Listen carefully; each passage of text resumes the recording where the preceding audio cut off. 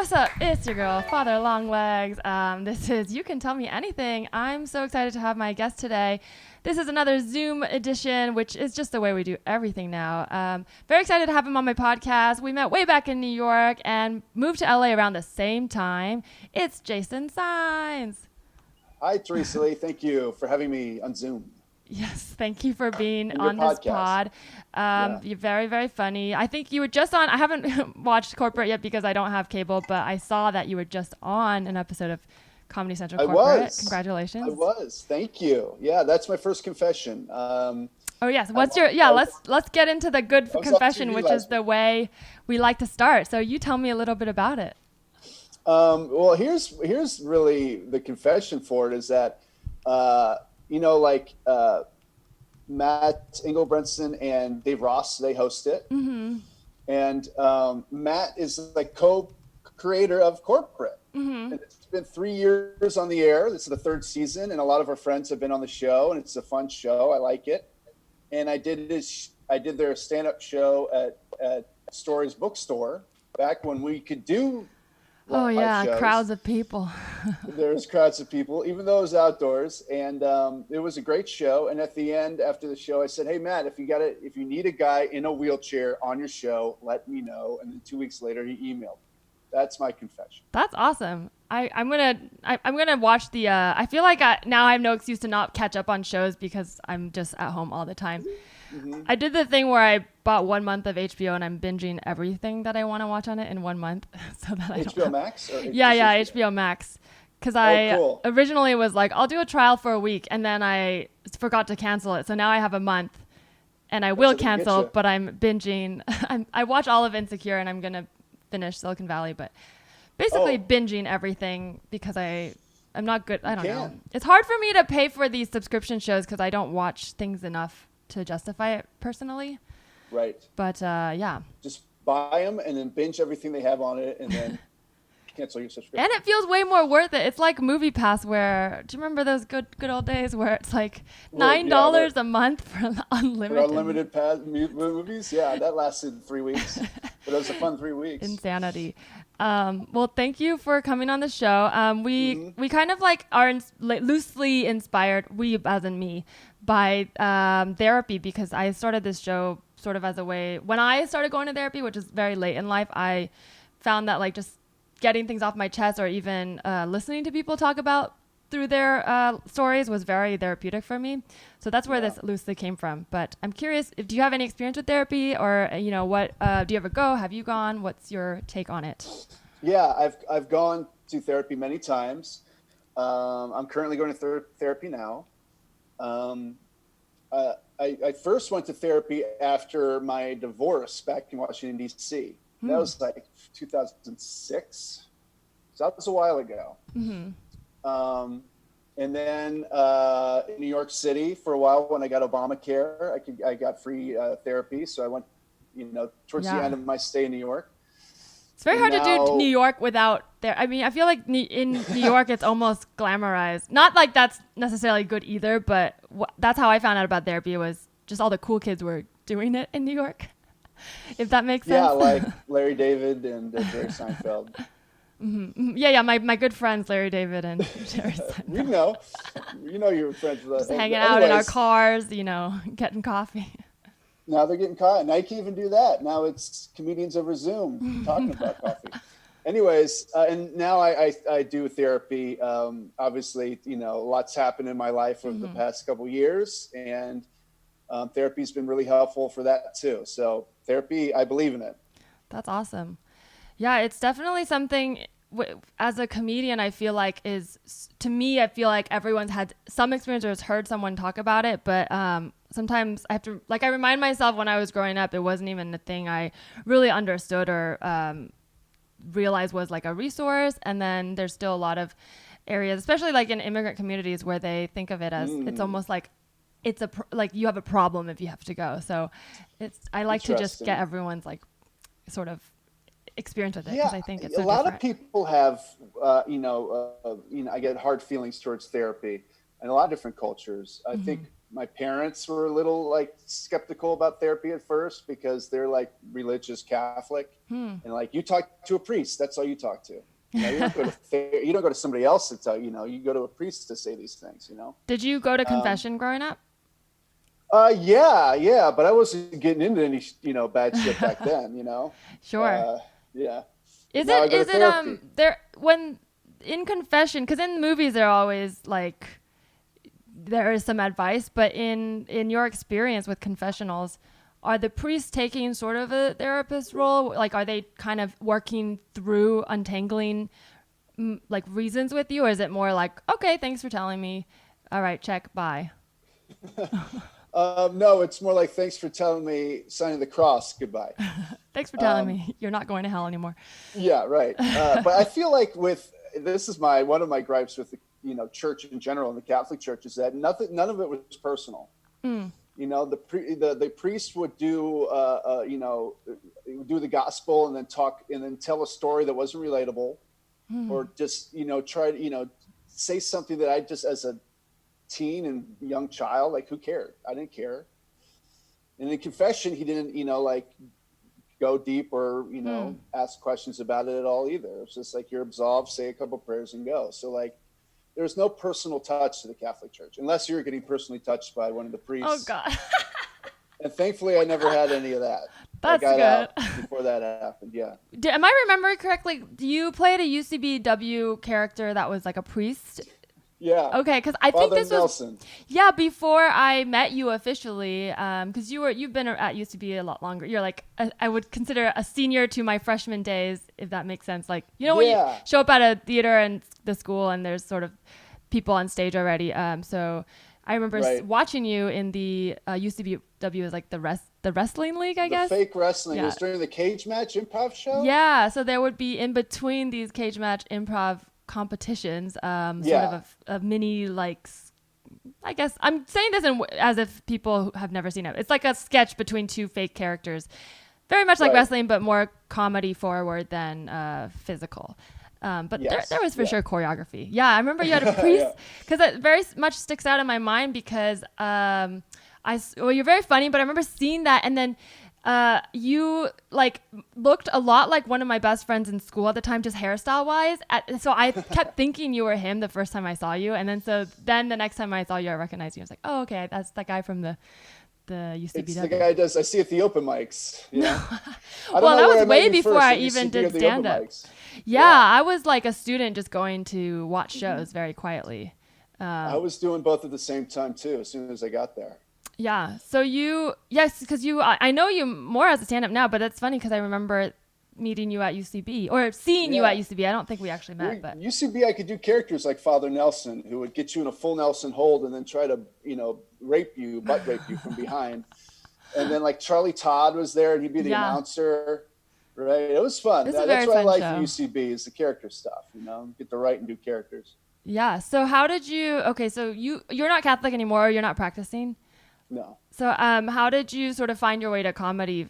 Was there any, I mean, you don't have to give me your whole life story, but in terms of like the spiritual sort of like, because comedy in a way does bring you a little bit of like a spiritual fulfillment. I'm curious if there was any crossover there. I think this spiritual side of comedy. Wow. I mean, to me, comedy's always been like a mechanism of my personality, like a diffuser. What do you mean? Like a tension breaker. Oh, okay. Like, I remember as a kid, like my friends would be fighting, or there'd be like they'd be upset over something, and then I'd make a joke about it, and they would laugh. And I thought, oh, that's, I like that feeling. I like making people laugh in that moment. So I don't know if it's therapeutic or anything, or that's spiritual. Oh, and so did you always feel like you have to keep the peace with your friends? Yeah, absolutely. Gotcha. Absolutely. And that, goes into some of the confessions I have today, if you want to get into that. Oh yeah, let's get into it. Perfect. So Jason, is there something you want to tell me? Well, maybe I can build a story. Maybe we can make this a therapy session too, but I do like to keep the peace, and it's tough for me to have tough conversations. And one of the first examples I have of this is when I first started doing theater in high school. Oh, you're a theater kid. Okay. I was a I've theater also kid. Yeah. I somehow pinned you as an athlete, or maybe you were both. Were you like a Zac Efron type? I wasn't a good enough athlete to make the teams, but I did JV wrestling. I did JV basketball. Gotcha. So I played. I just wasn't good enough. But I was a good, actor. High school actor. Had enough personality to get by. But it was like middle school is when I first started doing theater, right? And I was hanging out with a group of guys that I loved, Thaddeus, Eugene, and Clifford, 3 black dudes, and probably the funniest time of my life. Like just the funniest dudes, and we would play basketball, and we'd go see movies, and it was just, they were great.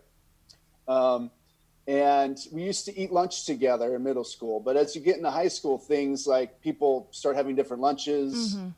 So Thaddeus and Eugene had a different lunch. So it was just me and Clifford at that point, right, of that group. Yeah.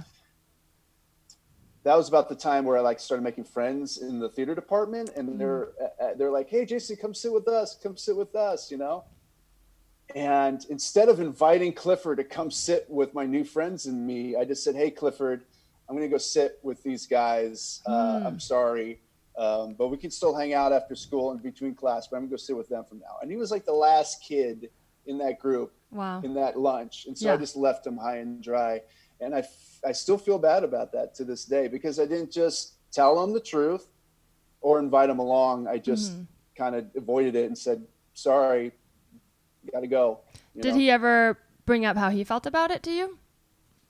You know what? We didn't really talk that much anymore because we're both going into high school. Sure. Yeah, and we didn't really hang out that much anymore. And then Thaddeus moved away, and Eugene, I think, moved later. So that group kind of disappeared. But I feel like I did Clifford wrong that day. I mean, this is such a relatable moment for growing up, because as you put it well, friends change and people grow, but it is, at the time, you might not be able to process all of your feelings, and it's sort of it's very exciting to be seen in a new way by a new group of friends. So even if I don't know if you and Clifford were drifting apart to begin with, but even if you weren't, sometimes there's something very exciting, novel about starting blank without, bringing your, it's yours to be seen by this new group, maybe. Maybe. Were you guys already sort of drifting apart, or were you feeling like you just wanted to have this new experience without him? Well, I feel like the whole group, I don't know if me and Clifford were drifting apart, but the whole group was drifting apart. Right. At that time. So I think probably we were, What was he in, a different clique? I don't know if your high school had cliques or anything, but it's interesting because when you're going into high school, you're in different classes, you have different, where your lockers is and stuff. So it feels like, you start hanging out with different people and you have different lunches. That's why the group was breaking up, is because we had different lunches, next year. So I feel like they were the clique. That was the clique for sure. Gotcha. It's interesting. I mean, not. Have you watched Insecure at all? Only because I literally just watched it and we talked about it. But I haven't watched the new season yet. They cover this very specific storyline, or not obviously high school, but about friendships that have been growing, and it's not always one thing, and it's not always anyone did anything specifically, but sometimes when you know someone for so long and then you start to grow into your next stage of life, it can feel I think when you get to the other stage, you then realize it's nothing to do with the person. But when you're in the transition, it feels like they may be taking away from the growth sometimes. I don't know how much teenage Jason was aware of that, but I think I still behaved that way up until, my 30s, into my 30s. So what was tough about the conversation itself? Because it sounds like more than just doing the thing, you maybe had this idea that there should have been a conversation that wasn't had. So did you sort of mull over, should I say more? And then you chose not to, or this more in hindsight, you thought you should have said something? In hindsight, we were probably sitting alone by ourselves for a couple, days or maybe a week or so as school was wrapping up and, things were about to change over the summer and all that. And so I feel like yeah, I feel like in retrospect, because I would have had time to talk to him about it. Mm-hmm. It's tough. I mean, especially at that age, like you said, there's people my age who still, I can sometimes, I have a hard time. I hype myself up now to have these conversations. I always try to have them, but they're not easy. I think that's the illusion, is like that anyone, if you're like enjoying tough conversations there, that might be like a problem too. So Yeah, right. I feel like, exactly. I feel like You it should. yeah, it's hard, but it's It's necessary. Mm-hmm. So you said this is like a thing that's happened more than once. Has it come up more often in your life? Or, I mean, I'm assuming the self-awareness implies that you've examined this and maybe there's been change, but maybe not. Yeah. Well, I want to just like to segue into it. Like, I think that's sort of like how I would treat hard conversations in romantic relationships. So I feel like I would never, I've never cheated on a girlfriend, but I've always, broken up with the girlfriend for another girl. Gotcha. So instead of like having conversations of like, hey, I've met someone else or there is somebody else, I would just come up with another reason, just saying this is not working, or, I think that's what this is not working, but never be specific about it. Right. Was it a fear of how they would react, or a fear of like how they, or like, because it's interesting. I mean, I totally relate to that. Sometimes you want to sweeten the like message, but it doesn't change the truth. So is it more you're afraid of how they'll react, or more of how they'll see you, or something else? I think if I'm really being honest, is that I am worried of how they're going to react to the revealing of what I'm truly am, is that I am a cheating, lying asshole. But you're not. But I see what you mean. So you're almost jumping ahead to this version of yourself that you're trying to avoid by ending it earlier or something. Right. True. Well, I guess I'm not cheating at that point, but what I am saying is that I don't want to have sex with you anymore. I'd rather have sex with this other person than rather have sex with other people. I think that's the conversation I'm never able to have. Now, I'm like visualizing if someone said this, because I am always like, be honest, but I'm like visualizing if someone said this to me, how I would react. And it's funny because I'm like, I know what you mean about using comedy to cut the tension. And I'm thinking like, would I want this given to me straight or with jokes? And I feel like the reality is I would want it given straight, but then I would want to be able to get mad, which is probably not what the person on the other end would want. But no, right. No, but that's the truth. I think is it's tough. And thank you for sharing. I could tell you had your thinking face on, so I'm like, it felt like a very honest answer. Yeah. And so I'm like trying to be honest too by saying, when I tell people partners I've been with, like, be honest, I don't mean if you're honest, nothing bad will happen. I just mean if you're honest, I will also react honestly, and that may involve being mad at you. But I feel if there is the truth, then it's like I could have that emotion, and then if we want to work it out, we could work it out. If we both don't, and then, and it sounds like in those situations you've made your choice, then nothing I do would change anyway. So I feel like the emotion could still be had, and it doesn't change the truth. Agreed. I've had this conversation with my wife now. Yeah. Something came up recently about a mutual friend, and she asked me if I had slept with her back in the day, and I said, "Oh, yeah." And at first, she was mad, obviously. And I was like, "You asked." But then I also thought to myself, well, I could have said no, like, but I don't want to lie. Yeah. And this was in the past. But she was like emailing with her, and like now she felt foolish. I see. So, I said, okay, I understand that. And she's like, in the future, if you see me interacting with somebody and it's personal and you had slept with that person and I ask you about it, I was like, do you want to know? And she's like, yes, I guess. That's tough, and especially more in comedy it comes up because just to clarify, it's like not normally, but a lot of not people outside of creative industries, you're not running into this situation as much. Yeah, so it's not like it's not like this would necessarily happen in other industries, but it's very common in comedy in a way that's like, even if it's not a bad thing to have a lot of exes in comedy, especially if you've been in it for decades. So I think unless you're like a stewardess or an airline pilot or something. I thank God she didn't ask me that question in New York. And that's why people move cities after right. not to chase fame, but to get away from their exes. All the exes. Yeah. Well, I think this is a really interesting conversation to have because I think it's not uncommon, but it is very stressful. And I also think with relationships, everyone has different expectations and needs. And, it's like in your situation, like, for her, it wasn't about the fact that you slept with her. She said she felt foolish, right? So what I hear there is there's a little bit of like, we're all kind of looking at ourselves a little bit. So obviously you guys love each other. So that's something that could easily work out because you also want her to feel good and she wants you to feel good. But in early relationships, sometimes that can cause tension if, you're not sure if someone loves you and you're not sure how safe you can be.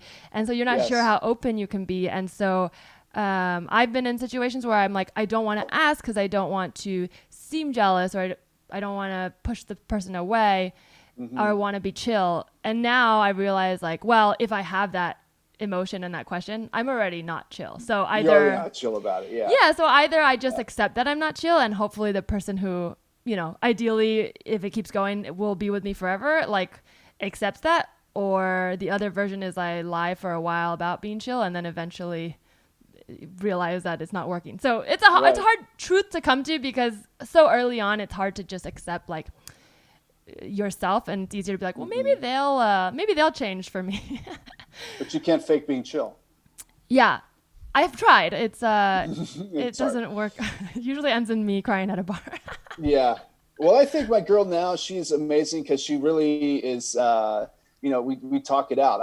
We've had more arguments, which I think is good. Like I had some relationships where I would never argue with them, even when maybe we should have a little argument, at least to see where we stand on something, and I feel like that's good. It's different with her and I like it. That's great. I mean, it's like family, because families, it's a totally different feeling, but I think you feel safe because if you can, I think family and, partnerships or healthy ones allow for space for both people to have their emotions and to express their needs.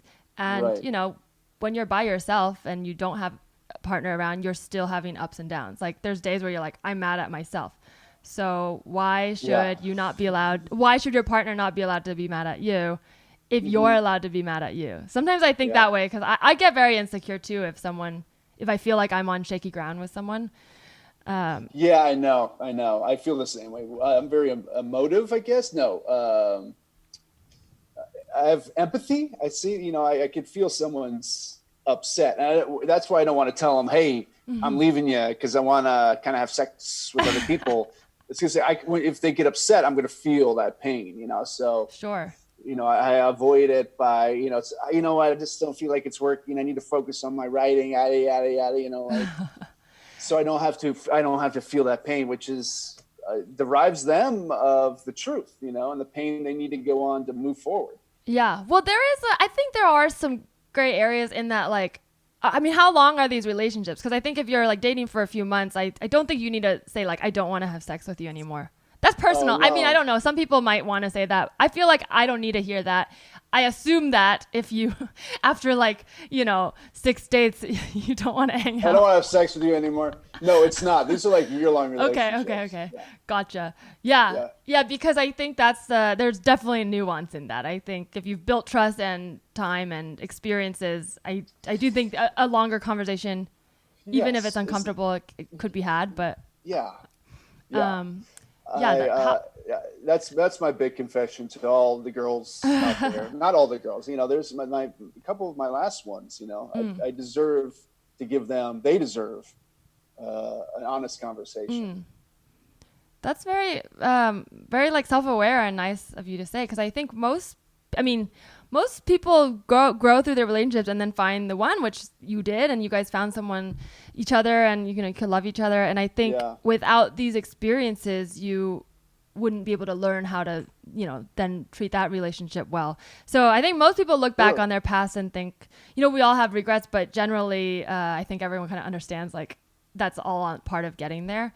So it doesn't sound like you were stuck there, which is nice. But I think that's really cool of you to look back and say that. I don't hear that side from a lot of, I guess, men as much as I do from women. But, that's also maybe I'm not talking to the right men.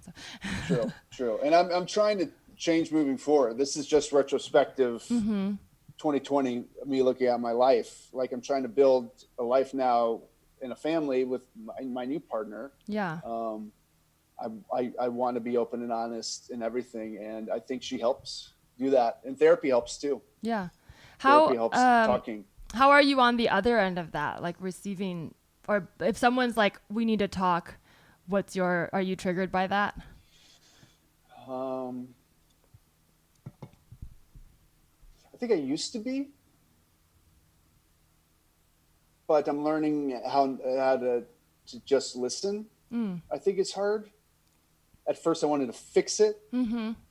I remember my last serious girlfriend, her grandfather passed away. It was over Thanksgiving break. And I remember I was trying to like get her dinner or do something nice for her. And she was being wishy-washy with it or couldn't make a decision, obviously, because her grandfather just died. And I got upset and said, hey, I'm just trying to help you. Why'd I have to be a jerk to her after her grandfather died? I don't know.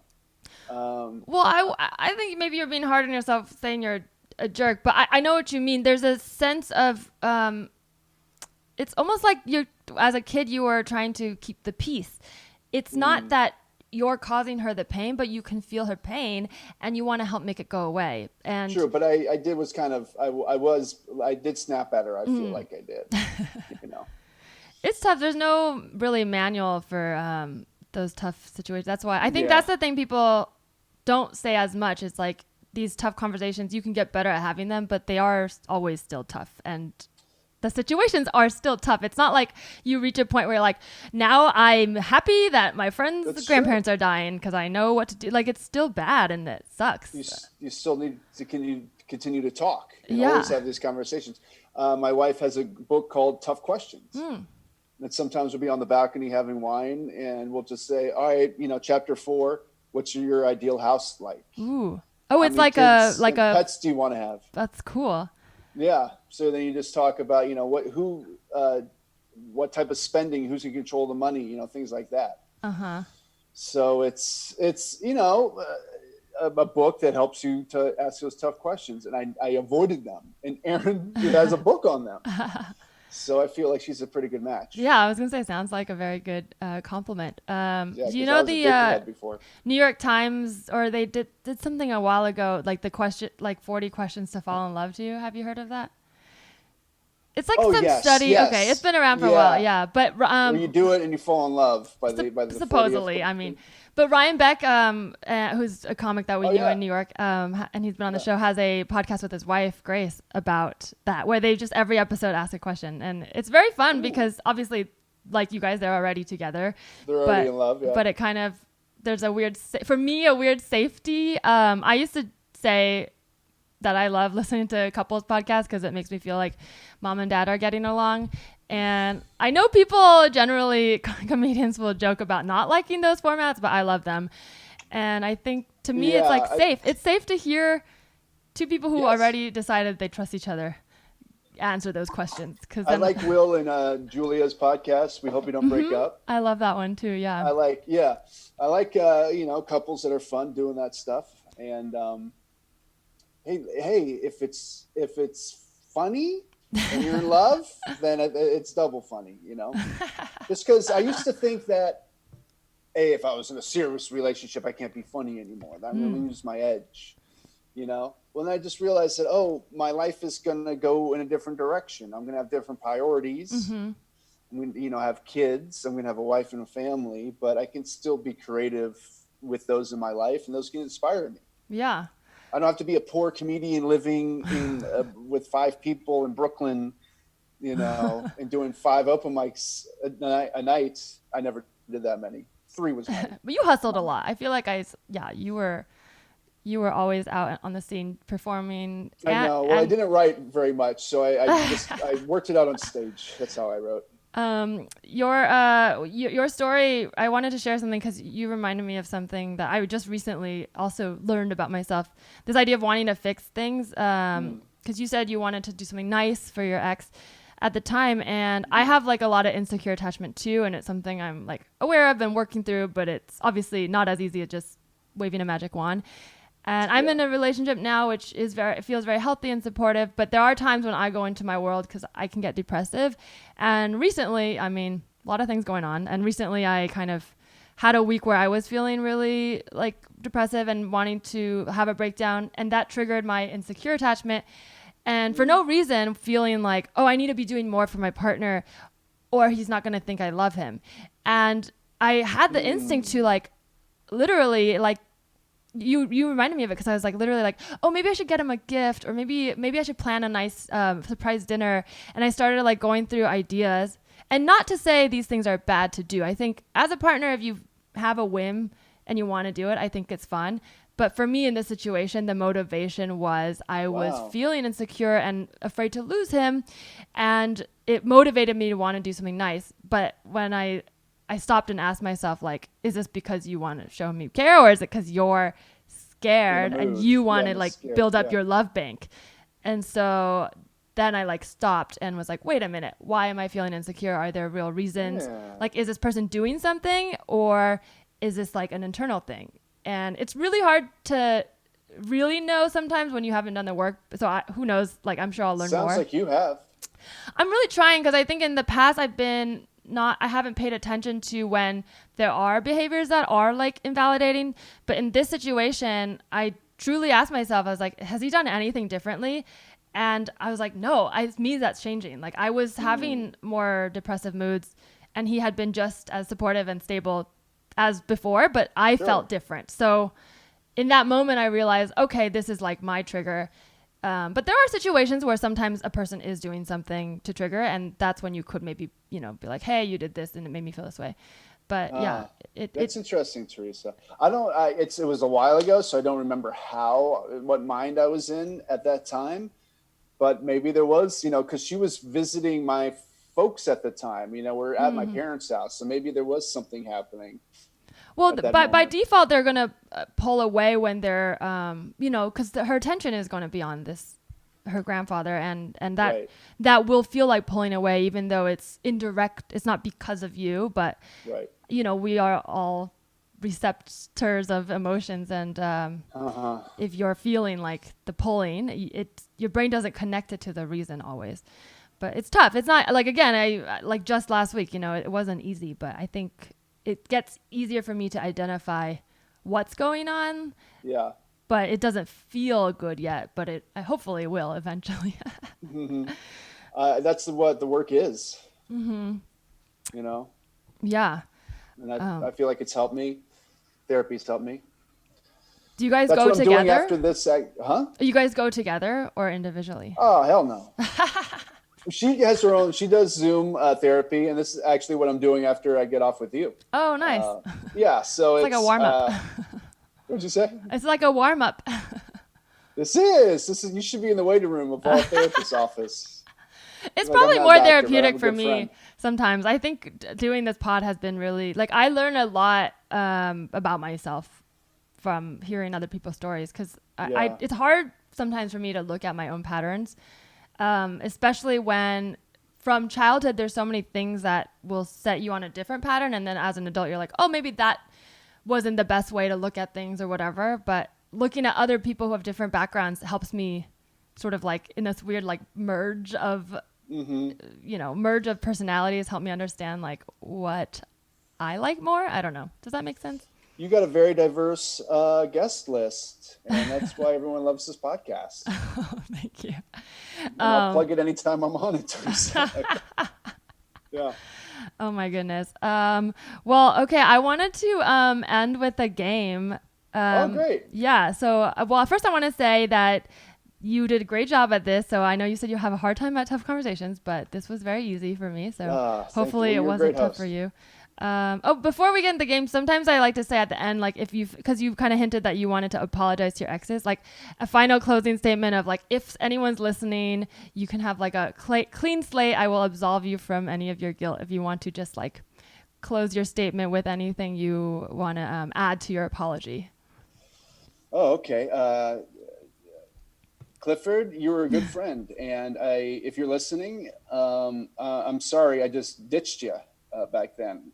But I hope you're doing well, and I hope you've forgiven me. I hope it's not even an issue for you. And specifically, Carrie, if you're listening, you deserve to know the truth. And I'm sorry that I left you on the lurch, as just like I was an eighth grader. I wasn't very mature with you, and you deserve better, so I'm sorry. And Teresa, I'm sorry that I had to move the Zoom up early for my therapy, but I think it was worth it, so thank you. Oh, well, I forgive you, and I wasn't even mad, so really no forgiveness needed, truly. But I absolve you. Thank you for sharing that. Thank you. Okay, well, let's get into the game and close it out on a fun little note. So that felt like a Catholic confession. Did it really? Yeah, it did. It felt in great. A good or bad way? Oh, good. Okay. In a good way, in a way that Well, reach back to my 8-year-old Catholic heart. Well, unfortunately, there's no heaven and hell, so I can't tell you that. Good news, not going to hell. No, I don't know. This is just me saying dumb things. Believe whatever you want to believe. Okay. We are living in a hell right now. Okay, so sometimes when I get into serious conversations, I have to, like, I'll try to riff, but then I realize, like, it does just sound like I'm saying something that I believe in. Do you know what I mean? Like, yeah. And then I'm like, wait a minute. I hope this doesn't get me canceled. Anyways, it's a comedy podcast. I say a lot of dumb shit. Okay. Don't cancel me. All right. So this game is called Sign or Stretch. And as you know, Signs heads may remember, you had a very popular viral Instagram blog. You just posted signs, real life, honestly, viral, because you were doing these in real life and posting them on the internet. But you had a meme called Signs, where you made funny signs, like physical signs, and put them around the city in New York and LA, and they had funny puns, and they were commentary on stuff going on in the world, and silly, very fun. Thank you. Now everyone's doing it. Yeah, you started it. Well, that's I guess the one tragedy with the anonymity of the signs is someone can see it and think everyone's doing this, even though they were your mastermind work. Yeah. All right. I confess of being a douche when I said that. Go ahead. No, but I mean, it adds to the humor of feeling like we don't know who it is. So it makes sense creatively to not sign. Or did you start signing them after a while, or no? I did. I started watermarking them online. That's funny. Well, so this is inspired by science in a different way. So these are signs from the universe. I don't know if you have heard of the law of attraction. There's a very popular there's a popular book called The Secret, and a lot of people discuss this online. And I think just in general, the idea of seeing signs from, in religion and universe. So I pulled some fun little stories from first-person accounts from Reddit, from Law of Attraction, where people share times they saw signs. And I'm just gonna read them, and then you can tell me if you think this is a sign or a stretch. Okay, does that make sense? Because yes. Do you believe in manifestation and signs? When it comes to meeting somebody, anything. I mean, there's no right or wrong answer. I'm just curious where we're starting. I would say no. Cool. I would say no. That's fine. I would say there's predilections and like types that people have. Yeah. But I wouldn't say signs. No, I think it's I don't know, as random as it could get. But let's see what these are. Good. That'll make it more fun, because I think if you were like magic is real and these are all word for word real, this would just not go as well. Okay. Yeah. Okay, so here's the first one. Okay, so this one's a little long. They're not all this long, but this is about a person. So I love reading about receiving signs from the universe. I thought I would share the story of one I received early this morning. I was driving and decided to ask the universe for a sign about my specific person. I said, universe, should I keep this person in my vortex? Show me a sign in the next 48 hours. Well, this morning, my puppy was restless. She's never that way. It was 5:30 a.m. and she usually stirs around 6:30. After much, just lay down, baby, and it's too early to get up, I got dressed and took her outside. She did her thing, and as I was walking back to my apartment, I noticed a stem of flowers laying on my car. I stopped, looked at the other cars, noticed no other flowers, and went closer to have a look. The flowers weren't placed there by someone because it was just kind of strewn across the passenger side of the windshield. Upon closer inspection, it was a stem of gladiolus, bright pink and beautiful. Not withered, just gorgeous. I quickly went to the internet and Googled what gladiolus means. Strength, integrity, infatuation. I got my sign. My person is obsessed with integrity. Do what is right always, I heard him say many times when we were together. Some would say this is just a coincidence, but we know better. I got in my car to go to the store, turned the corner, and there were other gladiolus strewn across the road. The stems could have landed on any of the other cars in that truck's path, but it landed on mine. Ooh. Is this a sign or a stretch? So a truck full of flowers driving down the road. Yeah, and flew off. Got some on her car. Mm-hmm. And it was a type of flower that signified loyalty, right? Is that integrity like that? Was the one she integrity, latched onto. And yeah. whoever she was thinking about was always talked about integrity. I'm going to say stretch.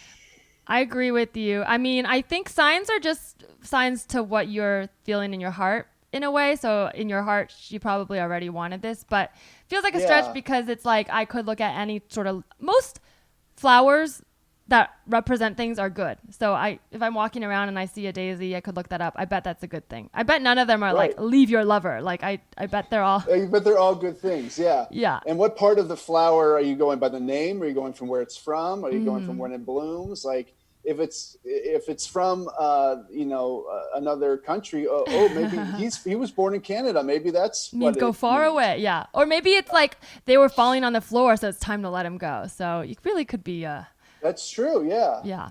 Okay, here's a more silly one, but very specific. Okay, so a little over a month ago, I scripted in my journal that I was so happy to have this specific pair of Doc Martens shoes. So she's manifesting here. Are those the big chunky ones? What are they called? Creepers? They're like big boots, yeah.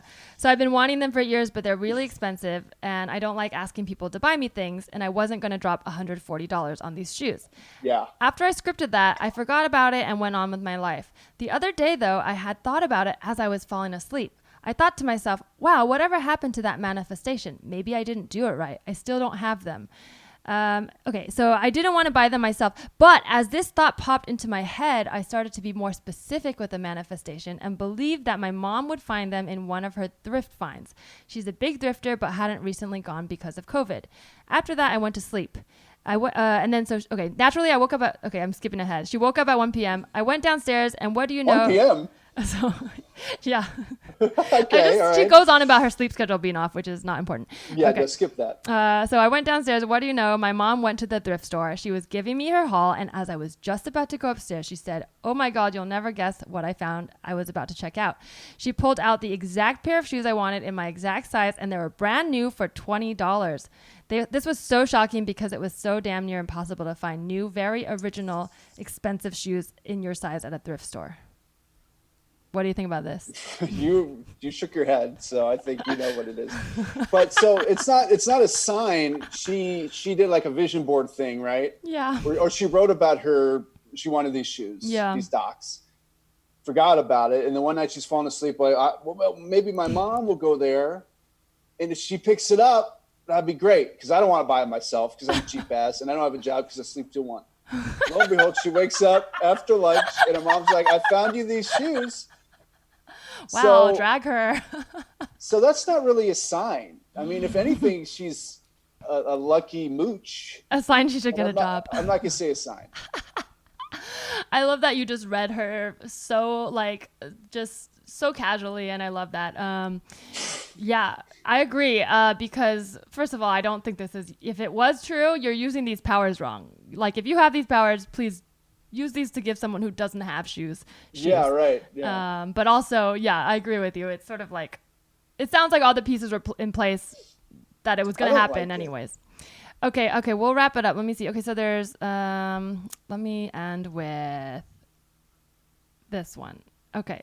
This one is kind of silly. There's two. So one is kind of like a bad one, but kind of a funny one. Or it's not bad, like scary, but just like it didn't go well. And one is just kind of, you want that one? Okay. So it's not. All right, let's do it. I decided to post this little story after I saw someone else say, be careful what you manifest. I recently had to find out the hard way. I've been manifesting high grades for my finals. I specifically asked for a 90 on my Calculus 3 final. We had the exam. The grades were uploaded within a week. I couldn't believe my eyes when I saw my grade. I did manifest a 90. To my surprise, our professor announced that the final grades were on a scale of 120, not 100, which makes my precious 90 a 75%. First of all, who grades on that scale? And second of all, I love it. That's a sign. And a sign you should be studying. You should be studying. Yeah, that's like a Jeff Foxworthy joke. Yeah, I think that's so funny. I think that captures to me how I feel about manifesting. I do like low key believe in manifesting, but I don't believe in it as like how you should spend your time. Just like I think I'm not specifically religious, but I think praying is fine as long as you're also acting out in the real world the way you, study. That's the key. So if you're wanting that 90, it's totally fine to go to bed thinking about it, but also maybe study. So then you're sure you're gonna ace it instead of wondering. I manifested it, dude. I also think you get what you give. Yeah. If you're giving out positive vibes about things can work out and what you're doing is going to work out, and you put people around you with the same energy as that, then you will manifest a 90, but it'll be a 90 out of 100, you know? Yeah. Or just manifest the 100. Hey, I'm going to just tell this girl is like, I'm just going to tell this girl if she's listening, probably not, or maybe guy. I don't know why I read everything as me, as if it's me. Okay. But look, manifest the 100. Okay. Don't sell yourself short. The fact that you're like, I'd be good enough with a 90, that's probably like, oh, I'm studied enough. Just manifest 100, study as much as you can, and then go to bed. Is 90 an A? I don't even know if it's an A. I don't know. I think it might be B plus. It's 90's good. Grades are whatever. It doesn't matter where you go to school. We're all defund the police, give more money to schools. I know. Speaking as someone who's been so pressured growing up, needing to get straight A's, and I'm gonna tell you, it doesn't really matter. But it doesn't really matter. Wasn't that your wrestling character, Tiger Mom? Yeah, I was Tiger Mom. Yeah, I'd bring out like the B plus and then just shame people. And shame people, beat them up with their bad grades. Fun. I feel like nowadays that would feel problematic. Maybe it was still back then, but it was kind of therapeutic for me and fun. Yeah. You know. No, I think it was fine. And I'm a white guy that says that. Yeah. Sure. Well, thank you, Jason, for coming on the show, and thank you for absolving me of my guilt for Tiger Mom. Thank you. This was a great podcast. Thanks for letting me get some stuff off my chest. Thank you. Where can people follow you? You could follow me at Jason C. Saenz on Instagram. Also, Saenz is still kicking it if you want to check out some of the old hits. Yeah. Also, my buddy Travis Irvine has just released a movie called Killer Raccoons 2. Ooh. And you can find that on Google Movies, iTunes, wherever that is. And I'm in that. Oh, awesome. Nick Turner's in that. James Adomian's in that. That's so Ron cool. Jeremy's in that. Are you a raccoon? No, thank God. I'm me. I'm one of the president's men, and Nice. I have very few lines. So check that out. And, keep loving each other and wear your masks. Thank you. Yes, listen to Jason and follow this podcast at Tell Me Anything Pod, and follow me at Larissa T on Twitter and Instagram. Thank you.